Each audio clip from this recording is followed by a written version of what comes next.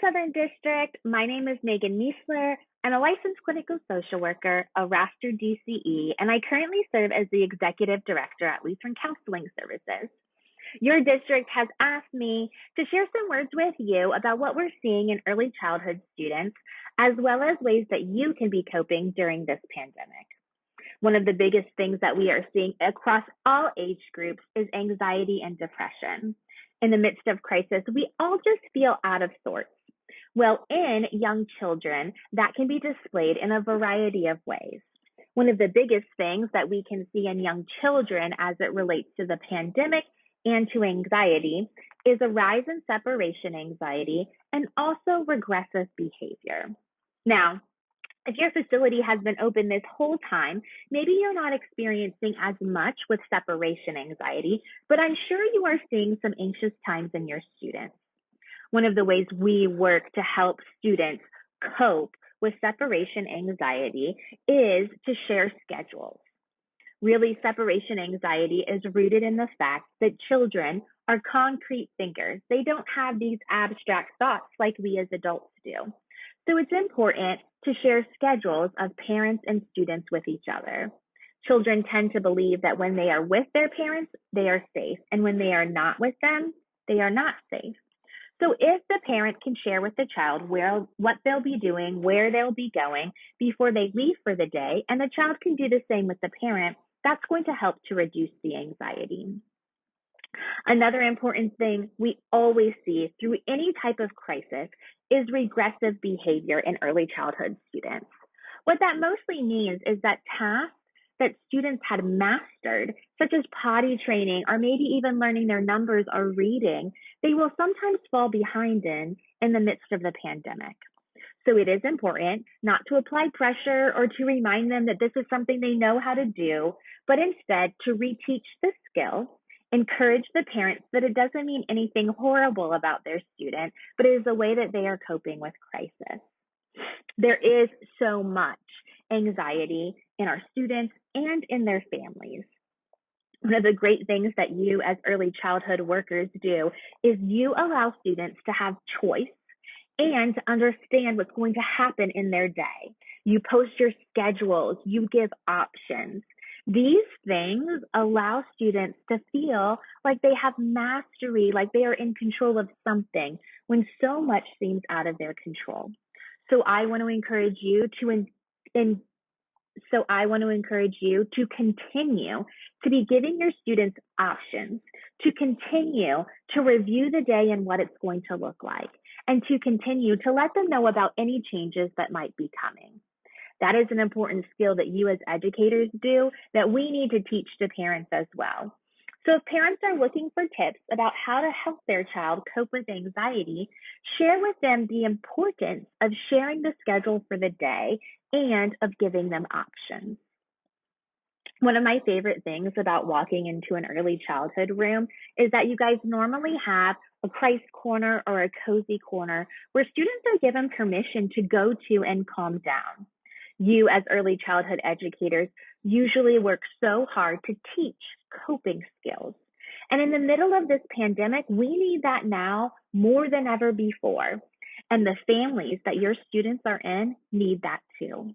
So I want to encourage you as you communicate with families to share a coping skill that you teach. Maybe it is simply taking deep breaths and blowing them out, or squeezing a pillow when we are so upset. Your parents in your classroom need those tools to use at home. Your parents need to use them themselves, and so do your students.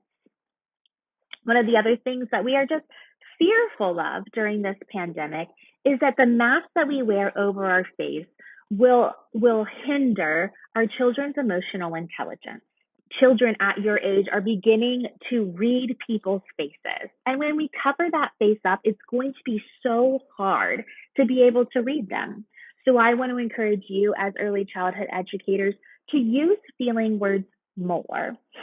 State what you're feeling, state what your face says, so that we can still be developing emotional intelligence in our students. And when you see them upset, put some feeling words to what you see that they are expressing.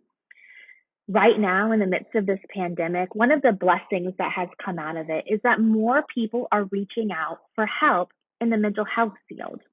We really can destigmatize mental health the more we talk about our feelings and normalize them for other people. You in the preschool classrooms do a great job of expressing your feelings and making it a normal practice. I want to encourage you to take that up a notch. Let students know when you're feeling overwhelmed.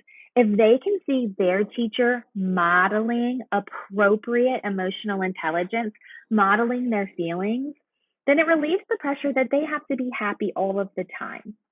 You as a teacher do not have to be happy all the time. I think that's a stigma we need to debunk here in our world. Express your feelings appropriately, but in a way that allows your students to know that it's okay to be sad, to be overwhelmed, and to be worried. You are not just an early childhood educator. You are a child of God, and your Father loves and cares about you so much. And he wants to make sure in the midst of this pandemic that you prioritize you. We know that leaders are healthier when they take care of themselves first and not last. So I want to encourage you that in this time, you need to even more focus on your own self care. We know that habits that we have set for ourselves in the past usually rear their ugly head in the midst of crisis. So I want you to grab a hold of your schedule. I want you to make sure that you're prioritizing exercise, sleep, eating, and socializing. It's so important for you to be engaging with your peers who do not live in your home. So please make sure that you're connecting with friends and people in your life that give you your support. I know that you walk into the classroom each and every day with your own weights to bear, your own things that are pulling you down from your home life or from your social life. Please make sure that you are taking time to care for yourself. And when that burden feels overwhelming, we want you to know that here at Lutheran Counseling Services, you can reach out to us anytime. Your district, the Southern District, pays for a service that we offer. It's called the Ministerial Assistance Program, or MAP, as we like to call it. That means that you or anybody that lives in your home get up to 3 free counseling sessions with us. In order to access those services, all you need to do is call our main line and dial extension 800. You will leave a message and you will be responded to within the next 24 hours. This is a service, again, that your district provides because we know you are the front line to the littlest feet here in the world, and we want to make sure that you have the support that you need. Also, during this pandemic, we have opened up an on-call line.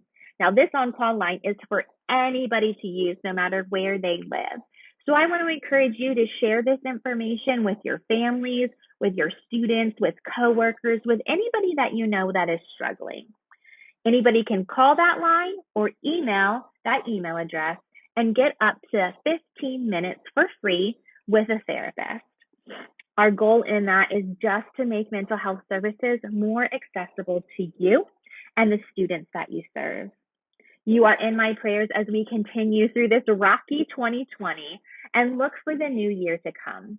God's blessings to you as you continue to minister to a vital population here in our world.